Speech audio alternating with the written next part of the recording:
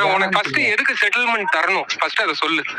நீ பண்ண வேலைக்கு நான் எதுக்கு உனக்கு செட்டில்மெண்ட் தரணும்? உனக்கு எதுக்கு நான் செட்டில் பண்ணணும்? நீ ஒர்க் பண்ணது 6 மாசம். அதுக்கு எதுக்கு நான் என்ன கமிட்மெண்ட் கொடுத்திருக்கேன்? உனக்கு செட்டில் பண்றேன்னு என்ன கமிட்மெண்ட் கொடுத்தேன்?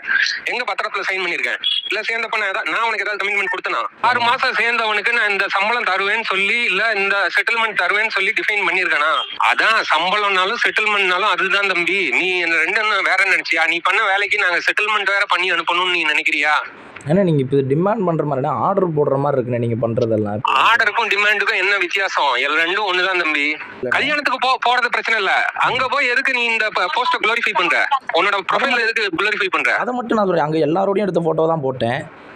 இதுல நான் எங்கேயும் ரிட்டர்ன் ஃபார்மேட்ல எல்லாம் எழுதி தரல. அதை ஃபர்ஸ்ட் புரிஞ்சுக்கோங்க. இப்ப நம்மளுக்குள்ள நடந்த இந்த டிஸ்கஷன், இந்த ஒரு உரையாடல் இல்ல இந்த ஒரு ஒப்பந்தம் ஏதாவது எக்ஸ் சூப்பர் ஸ்டார் டீமுக்கு தெரிய வந்து